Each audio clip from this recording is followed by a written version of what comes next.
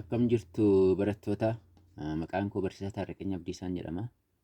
Barnoota fiiziksiin kutaa 9-12 karaa yuutuubii isin barsiisa ni beektu. Amma garuu rakkoo teknikaa yookaan neetwoorkii haa ta'uu viidiyoo ani paartii 4, paartii 5, paartii 6 gadhiisee jiru irratti rakkoon ciccitee gadhiifamuu wa'i tokkon argee jira. Kanaaf correction yookaan sirreeffama isaa yeroo dubbistanii akka inni confused isin gooneefanii waa tokko isinii sirreessuu yookaan isin hubachiisuu barbaade. Viidiyoo yookaan kutaa 4ffaa, kutaa 5ffaa fi kutaa 6ffaan isaa gadhiifamee jiru. Fiiziksii kutaa 11 jechuu kooti. Boqonnaa 2 gara xumuraarra jirra jechuudha. Rakkoon achirratti uumameera yeroo gadhiifamu kukkutee gadhiiseera. Rakkoon neetwoorkii haa ta'uu anaaf daangallee yeroo upload ta'ee jiru jechuudha.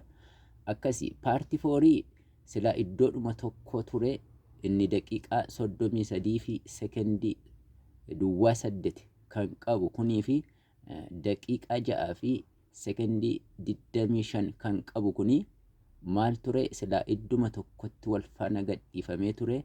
Garuu inni akkasittiin kukkutee gadhiiseera yeroo upload ta'ee jiru.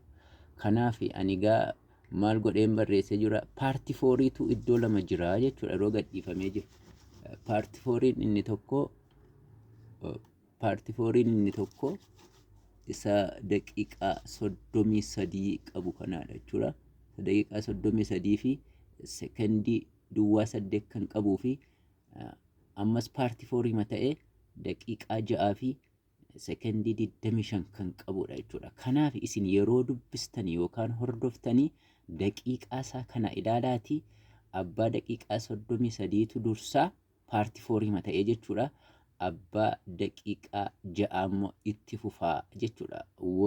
Wal qabatee waan jiruuf confused akka hin taaneef paartii 4 iddoo lamatti yeroo argitanii isa abbaa 33 dursaa ittaansee abbaa daqiiqaa 6 isa jalqabu akkaataa kanaan walittaansaa dubbisaa jechuu barbaadetan.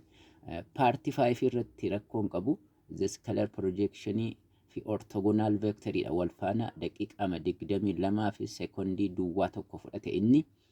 Ammas rakkoon kan biraa kan uumame paartii 6 irratti. Paartii 6nis lama ta'e jechuudha. Lamatu gadhiifamee jira yeroon irratti argee jiru. Ammas akkuma reefu isiniin jedhee rakkoo neetwoorkii haa ta'uu hin beeku.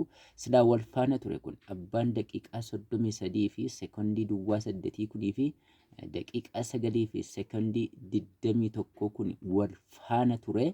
Garuu inni daqiiqaadhaan kukkutee gadhiiseera paartii 6. Kanaafan paartii 6 iddoo lamatti barreessee jira jechuudha.